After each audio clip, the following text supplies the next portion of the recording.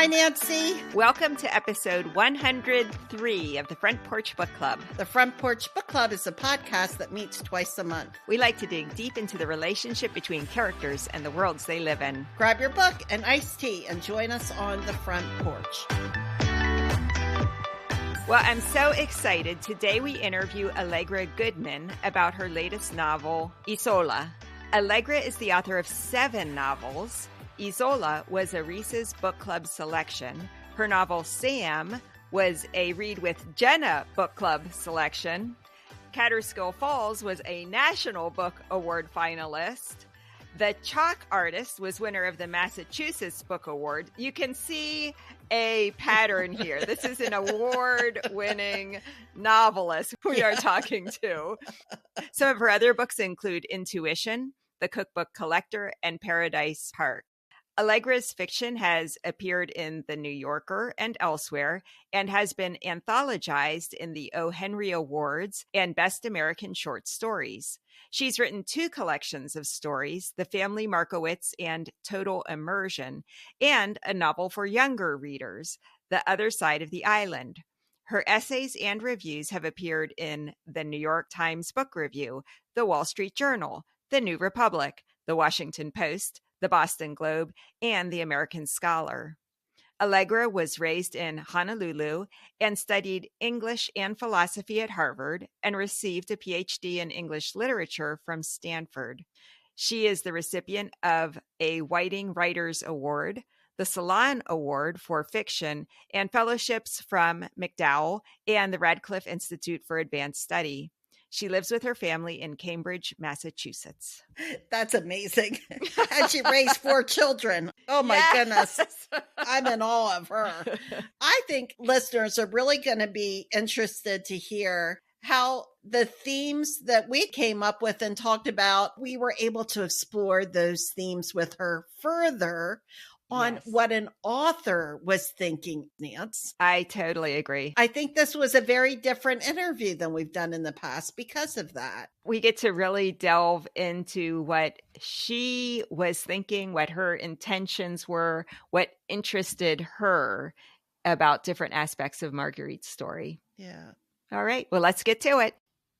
Welcome, Allegra, to our front porch. Thank you. Well, we're so happy to have you join us today. To get started, when did you decide to become a novelist?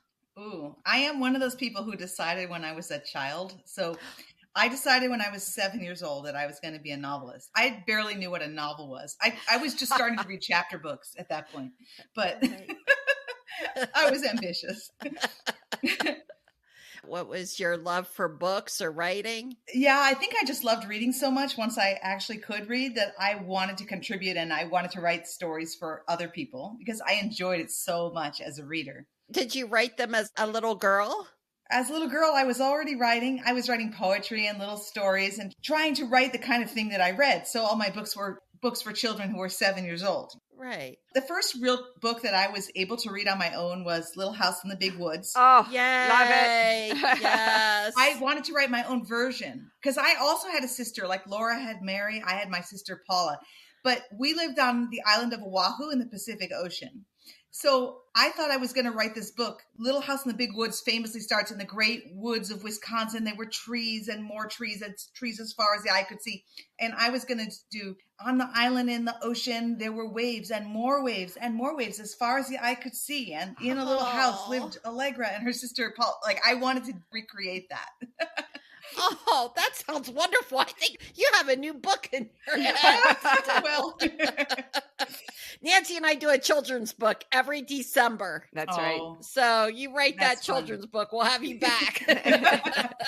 Exactly. But a lot of little people who think that they want to be writers when they grow up, they have it beaten out of them by the reality of a writer's life, by parents who are like, okay, that's a great hobby, but what are you going to do for a paying job? How did you hold on to that and continue that as a career aspiration? Yeah, that's a great question. My parents were very supportive, actually, although they also were a little nervous about the idea of just being a writer. They always thought you should have a job as well. So my plan by the time I was a teenager was I was going to be a scholar and a writer. I would write fiction, but I was going to be a professor.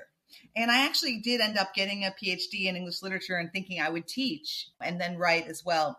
But I ended up, by the time I got my degree, just writing fiction. And occasionally I teach a class here and there, but most of the time I write. Tell us how you found the story of Marguerite, and then how you came up with the rich story to support the historical record that you found. And maybe record is overstating, because I think I know a little bit about this story. Yeah. Well, I was on a road trip with my family, my husband and our 4 children. We live in Cambridge, Massachusetts. And we drove from Cambridge up to Montreal. So we drove in a big rented minivan with our 4 kids through Vermont, sort of ate our way through Vermont, stopping at Ben & Jerry's and Cabot Creamery and Lake Champlain Chocolate. And it took us a while to get up there. But our children at the time, we have 3 sons and a daughter. The boys were 10, 7, and 3, and our daughter was 0. She was a newborn. And I don't know why I agreed to go on this 2.5-week road trip with a newborn, but I think it was like a postpartum euphoria type of thing. I was not definitely, I mean, looking back, I don't know. There wasn't a lot of thinking going on there, but I did consent to do this. And in my euphoric state, I went to the Cambridge Public Library and took out all the children's books on Canadian history that I could find. Yes. I had a whole stack of them. And I thought as we stayed in inns along the way and in hotels, I would share these books with the boys. My sons read 0 of the books. They had no interest in reading the books, but I read all of them because I was up all night nursing the baby in bed, just reading these. They were short books. And I was reading a book about Jacques Cartier, the French explorer who came out to what they called New France in his ships, great explorer. In a book about him, it said in the 3rd voyage in 1542, this is 75 years or more before the Pilgrims came to Plymouth. Nobody had been out there. Cartier's ships were accompanied by a ship of colonists, and on the ship of colonists was a young kinswoman of the commander who annoyed him, so he set her on an island and marooned her in the Gulf of St. Lawrence. And then this was all in a parenthetical statement within this larger discussion of Cartier's voyage. And I sat up with this baby in my arms and I said, wait a second, who was this woman? And why was she put on the island? And how did she survive? What did she do? But there was nothing else about her. We just returned to Cartier. And at the time I thought, oh, this would be a fantastic subject for a historical novel. But then I thought, how would I ever find out and do the research? And it's so much work. And I write other kinds of things and I didn't write it. I had it always in the back of my mind. So almost 20 years later, the baby was graduating from college. I had some more time. Yeah. And I started really delving into Marguerite's story. And there's very little known about her. She was a real person.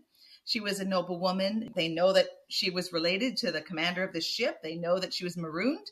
And they know that she managed to survive for 2 years on this subarctic island. But nobody knows exactly how or what she was thinking or feeling at the time. And so I had a lot of leeway to imagine the rest of her story. And that's what I did. Wow. It's a wonderful story that you put together. Talking about the research that you did, although there wasn't a lot available about Marguerite, you did bring in some quotes from Anna France's Lessons for My Daughter, and some real information about a battle that took place between France and Italy and Pavia. Oh, yeah, where her father dies in that battle. Yes. And the City of Ladies book. I liked hearing about the stories in this book. That's available in English. You can get that in paperback. Yes. Plug for Christine de Pizan, Book of the City of the Ladies. Yes. Did you know those books already, or was that part of your research? Well, I knew about Christine de Pizan, and she lived before the time. So she was famous and had been printed. And so I thought conceivably Marguerite's enlightened governess might have used it to teach her young charge. The Anna France book I didn't know about. I discovered it as I did many other things as I was researching this book. But her book, Lessons to My Daughter, is basically about how to be a good princess. Mm-hmm. And to be a good princess, you should be very quiet and not contradict anyone, never come up with your own ideas, or never take a step without help. Be kind to your servants, never speak to a man alone, ever.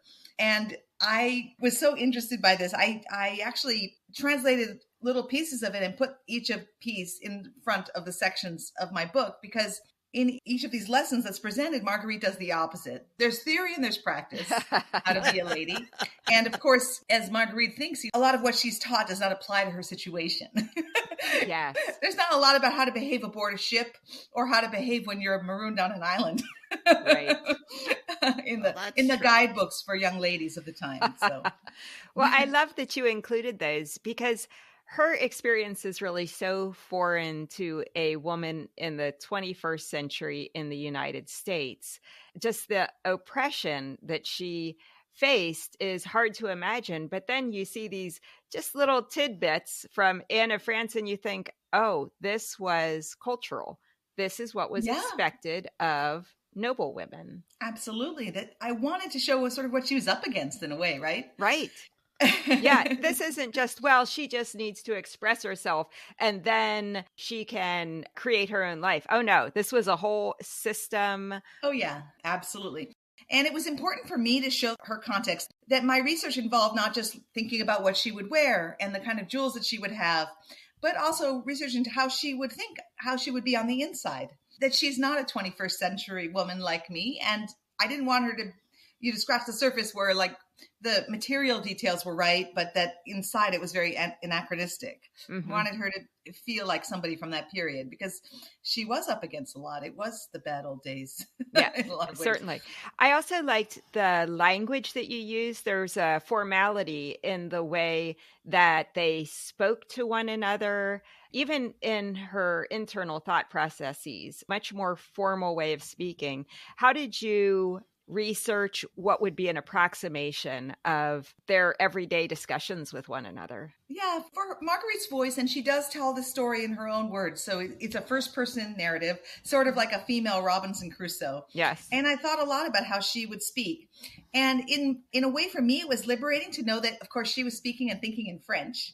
So I figured I wouldn't worry about how people were speaking in English at that time, which was like a Shakespearean type of English. I wasn't going to worry about that. I would consider my book like a translation, a clean translation of her speaking in French. So it's not super archaic. It's a tiny bit archaic, a tiny bit more formal than the way we would speak, but still very accessible. To find that voice, I actually spent a lot of time writing by hand, her narrative, and just trying to hear her in my head. And I spent a lot of time on the opening of the book, just thinking about how she would sound. And once I got that voice in my head, I kind of knew from there that she would tell me her story. I was going to say I could tell the story, but it was almost she was telling it through me. Really like that because it made it very readable, but it had just enough of a twist that you felt like you were in a different time. Yay. That's what I was going for. Good. Her thoughts at the beginning of the book when she's a young girl felt very much like a young girl. You could see her maturing. Did having a daughter approximately the same age help you with trying to calibrate where people are developmentally as they're growing from childhood to young womanhood? That's so interesting. I'm sure that it helped me. I definitely drew upon my own childhood. I was young once, but my daughter really was about her age during most of the book. And I thought a lot about how she was dealing with her culture. And actually, it's not easy to be a young woman in our century either. We have more legal protections, thank God. Yeah. We have also a culture that is kind of dangerous for girls. Yeah. And I saw some parallels there, and I was really interested in exploring that. Oh, I love that. Nancy said on our first talk about this that the antagonist is this guardian, but I'm wondering in some ways the antagonist is also the culture and the times. Oh, totally. And, it's funny. Her kinsman, who is the commander of the ship, who is the one who makes the decision to maroon her, is really villainous in the way he behaves. And he's also very scary. He's very unpredictable. He plays a lot of mind games with her. He's abusive, but not physically so much, but emotionally abusive. Yes. And I played with different ways of doing that. And I found that he didn't need to raise a hand against her or on her. He got inside of her in a very scary way. But I think the scariest thing about this man was just, as you say, the culture that they lived in, that he wasn't unusual, that he's not a sociopath. He is a nobleman of his time with a lot of power who uses his power. And he feels that he is acting well within his rights. And in fact, he is. And that's the really scary part. That is the really scary part. He's not an outlier.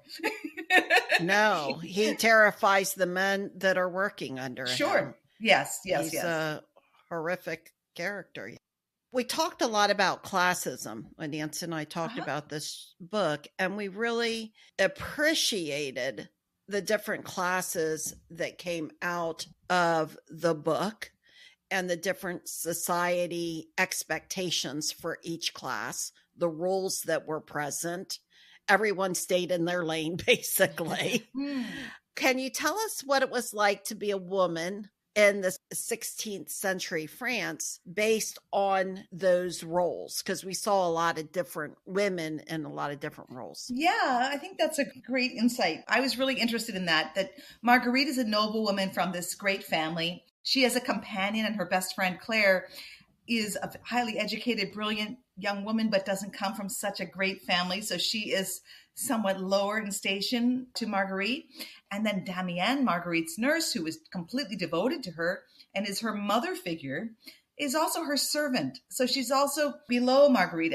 And all of this is very stratified. And then there are these servants. Marguerite is a rather spoiled young woman at the beginning of the book who's waited on hand and foot. She's probably never dressed herself, in my opinion. And, before she gets to the island and then has to learn how to use a knife, pick up a weapon, gather wood and carry water, all of those things that she'd taken for granted in her old life. I was really interested by the class system and by how much she didn't notice before she went to the island, and then how much the experience on the island changed her, so that when she returns to France, she sees the labor that is going on around her in a completely different way. And she sees, for the first time, she notices men carrying firewood, men carrying water, young maids standing, waiting for the ladies to finish eating so that they can take their plates, not even sitting. And suddenly she sees everything through new eyes. And writing about that transformation, how going to the island sort of broke her and also remade her, was one of my favorite things to do in the book. A lot of times when you write about a castaway and you're on an island, in an island situation, it's a chance to write about a new society, even if it's a society of one. She says at one point, she and the two other people at the island at that time are the rulers of the place, and they're also the subjects. They have to rule themselves. So they have to create their own little society, and it's by necessity a more equal society. And again, she returns home and she sees everything differently. And that was just so much fun for me. That to me was a fascinating part of the book, is the arc that her character made throughout her life and how she changed during that time on the island. Yeah, that's what really drew me to the story most of all. Speaking of that arc, to me, it felt so much like a feminine adaptation of Joseph Campbell's hero's journey. And I was wondering if you had that in your mind at all. And what I'll do is I'll talk about the 12 phases of the hero's journey for people who aren't familiar with that. I can do it pretty quickly. First of all is the call to some sort of adventure or change. Second is the protagonist refusing the call. Third, meeting the mentor. Fourth, in some way crossing from known to then the unknown world. Fifth, tests and allies and enemies emerge and have to be dealt with. Sixth, he calls it the approach to the inmost cave. And this is kind of the heart of darkness for the protagonists, facing their greatest fears and challenges. 7 is the moment of the hero's greatest challenge where they face a major obstacle or enemy. 8 is the reward. 9 is the road back, which I love that part of the story, her road back, often encountering new challenges and obstacles. 10 is the moment of death and rebirth. 11, the return. The hero returns home, transformed and changed by their experiences. 12, the freedom to live. The hero achieves a state of freedom and enlightenment. I feel like it's all there. Yeah, I do too. I wasn't like checking them off, but these are, first of all, based on sort of classical tropes in literature, I'm sure. Yes. But listening to hear you say those things, I think, well, yes, yes, and yes. And I've got all of that in this book, including the cave. She literally lives in a cave. Exactly. I did love that return home when she steps back on the soil of France. You kind of think, well, everything will return to normal. But of course, it cannot return to normal. She is a different person. Where she is in life is dramatically different. And I loved her trying to find her way back home, given the realities of what she looked like and what she had experienced. I just love that section. That was actually my favorite part of the book to write, the return home, because it really built on everything that came before. And the reader knows what she's been through, although the people at home don't yet know. Right. And also the danger that she feels when she's home. When she gets home, she's not safe. Right. Because if you're a woman unattached to a man, without a husband, a father, a brother to protect you, you are fair game. You're like prey for all kinds of things that she wouldn't have dealt with on the island. And so the danger that she's in and her struggle to get back to home and to be recognized in a place where if you're dressed in rags, you are considered to be a beggar or a thief or worse. In a place where, again, if you're alone, there's something wrong with you. So not a lot of care for the stranger in her society. Yeah. Well, one of the aspects of the book that Nance and I really liked was this component of the women working together and helping each other out. At various times, she has this pod of women. And in some books that we know of and some situation, it's not that they were clawing their way to the top or trying to destroy each other to survive. They were really a community where they could talk to one another and help each other out. And I was wondering if you did that on purpose. Ooh, it sort of evolved pretty naturally. Again, I think in her situation, she was separated from men and she didn't have male relatives apart from this quite oppressive one. So she depends especially on her servant Damienne, who's her nurse and her teacher. And she says at the beginning, she was my first teacher, and she says this kind of lightly. And Damienne is a woman who's worked for her family the whole time and can't read or write. But one thing I really enjoyed developing on the island and that sort of evolved as I wrote the book was that Damienne changes as well on the island. That Damienne is actually very resourceful. And without her, I don't think Marguerite could have learned how to clean a fish, how to build a fire, how to keep going. And Damienne has all of these practical skills. And she also has this deep faith, which Marguerite feels that she falls short of. But I think that Marguerite learns from that. And she learns from Damienne's example. And she learns from Damienne what service really means to other people. And this person who has always been served ends up realizing that she needs to work for Damienne, that she needs to help her when Damienne is older and weak and injured. And that's a huge part of her transformation. Mm-hmm. Yeah, speaking of the elements of faith you interwove into this book, I was fascinated by the different ways of having faith the characters demonstrated, and also Marguerite's ongoing wrestling with her faith. What did it mean for her to have faith? Not like Damienne's, not like Auguste's, not like her guardian. Right. Everyone's talking about God and faith, but she really struggles with that. Tell us about your exploration of that in this book. Her education was primarily a religious education. She's a Catholic woman. That's her vocabulary for understanding the world. So she's not going to, again, have a secular 21st century vocabulary to think about what's happening to her. But I also thought that, like many of us, when she experiences suffering and loss, she's going to ask questions, especially when she's been taught that she's going to be taken care of, that God is watching over her. And then she feels, when she's grieving, that she feels forgotten and asks very natural questions about, so where is God? Or she suffers injustice. She feels that she's been unjustly punished, put into danger, and that even others who are innocent have been put into danger and killed. So I wanted to speak about her wrestling with that. And throughout all my work, I'm very interested in religion. I'm very interested in belief and doubt and people's spiritual journeys. And her experience on the island tests her in physically and it tests her emotionally, but it also really tests her spiritually.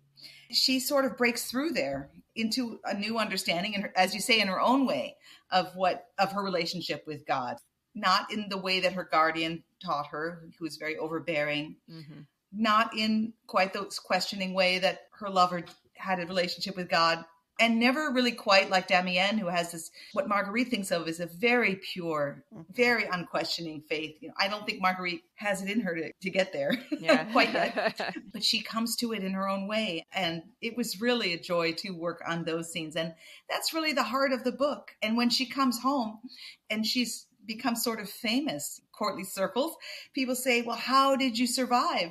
For me, an important moment is where she says it wasn't just figuring out how to survive, but why I should keep going, why I should keep working. And that's really speaks to her faith journey, that she had to find a reason. Do we live for ourselves? Do we try to live for other people? When we lose those people, who then do we live for? Right. And I love that moment where she is thinking, well, there's nothing else to live for. And she is ready to die, basically. And something pulls her back. Yeah, that was amazing to write. Oh, I bet. Yeah, because your writing is so beautiful. You really feel like you are going through that with her. Oh, thank you. That was what I hoped. Yeah, very beautiful. We really loved, especially me, her love interest. Yeah. He was a bright moment for her, and that she fell in love. I just love that part of it. Oh, thank you. We actually had a positive role model in her life because she was so isolated from men that her first guy is just a charm. He's just a really nice guy when she gets to know him. Yes. What was your intent on bringing a love interest into the story for Marguerite? Well, there are two contemporary accounts of her ordeal, as I say in the author's note. And one of them says she was married and her husband was punished and she insisted on going with him to the island. That's the Queen says that, because she has a very proper way of writing. Yes. And then the other account, which is by a priest who claims that he interviewed her, he says that she had an affair aboard the ship. So I knew that there was a man involved, and I had to decide how I wanted to stage it. And I had the idea of the secretary, and I really enjoyed exploring their relationship and that they have a friendship. It's not the kind of dangerous fling that women are warned about in the lessons to my daughter. Well, it is dangerous because they're both kind of owned by this guardian person. Right. Her lover is the servant and the secretary of the commander, and she is his ward. So they both are doing a dangerous thing by getting involved, and that's central. But I like that they have conversations like adults. Yes. And he's a good man. He's a kind man. And at one point she says, early on in their relationship, I had never been touched by a man, not willingly. Yeah. Yeah. So I enjoyed developing his character, but I knew from the accounts that exist that he died fairly soon. So there was that loss as well. So they didn't get to continue their conversations. Yeah. Well, I said that I really appreciated the way this book ended. And thank you. I don't need it to be Hollywood.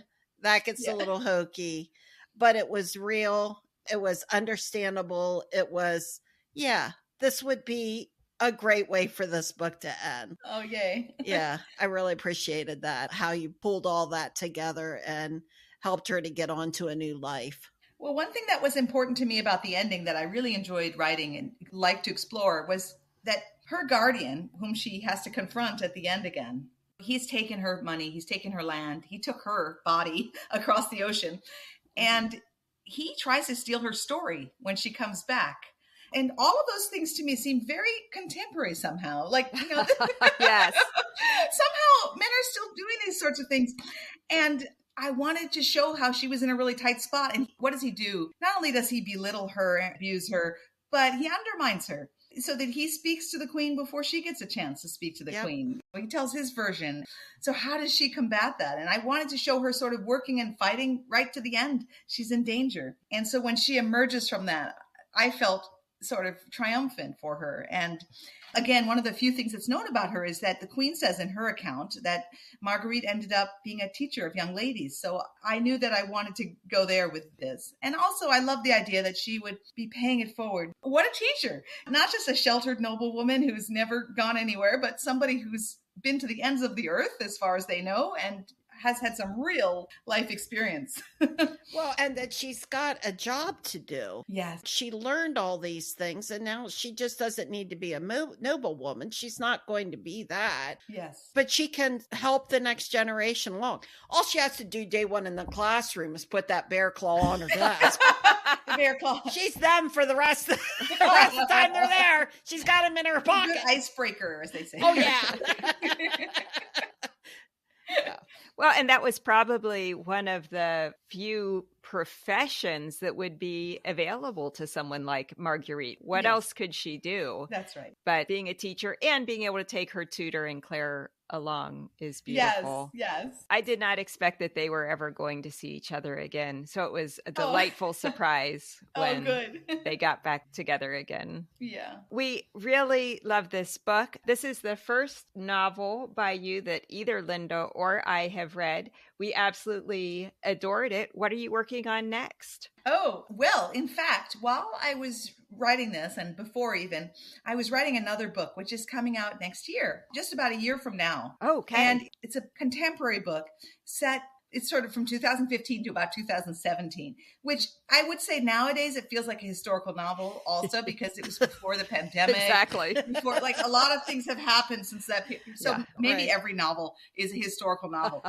It's in the before times, but it's about a family and it's 3 generations of this family, the grandparents, the grown children, and then their young adult children. So it's these 3 generations. And it tells the story of this family from the different perspectives of the grandparents' age and the great aunt's age, and then their children, and then the young'uns. And it's so much fun. Oh, you'll laugh at this. I sent a copy of the book to my daughter, who's now grown up. Yeah. She's 22. And the title of the document was, "This is not about us." And she said, "I'm so glad you titled it that to reassure the family that it's not about us." And I said, "No, that's the title of the book." So it's called, that's great. It's called "This is not about us." What a relief. I love it. I was going to say, both Lenny and I have been to Hawaii and really loved it. Do you get back to Hawaii much? I have not been back for many years. My family lived there for 25 years, but my parents ended up moving to Nashville. My dad teaches at Vanderbilt. Okay. And so I have not really been back, although I lived there until I went to college. And so I got to get back at some point, but it's very much alive in my heart. Did that experience living on Oahu inform Marguerite's island experience in any way? Well, the climate there is so gentle compared to... True. Of course, tropical islands have their own challenges, but she really is living in a tough climate, and those winters are no joke. So it would have been a very different book if she'd been on a tropical island. But I've always been obsessed with islands and castaway stories. So that may have sort of drawn me to her a bit, predisposed there. What is the best way people can stay in touch with what you're working on and what you're up to? Probably Instagram, honestly. I have a website as well, allegragoodman.com, but I post regularly on Instagram, Allegra Goodman Writer. Okay. And on Tuesdays, I post about poetry because I love poetry. Oh. And on Sundays, I post a Q&A where readers have asked me questions or students ask me questions, and I talk about the writing craft. Oh, interesting. I love that. Lovely. All right. Well, we'll have links to both of those in our show notes on our website. Well, thank you. It was lovely meeting you and talking about this book. We really enjoyed it. Thank you so much for having me on your porch. Thanks so much for stopping by. You know, Nance, having talked to her, she was very purposeful in what she put together for us to read. It was so well thought out. And there's so many different threads or themes, like layers to the story that she was working on. As a reader, I was not aware of them. Maybe you are because you write and you understand how to layer a book, but that was fascinating to me.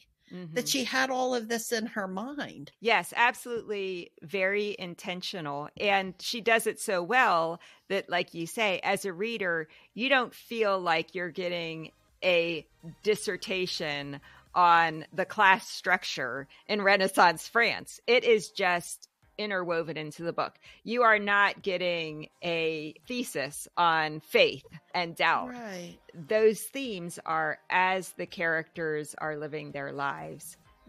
And how are they struggling? How are they taking advantage of different aspects of their culture?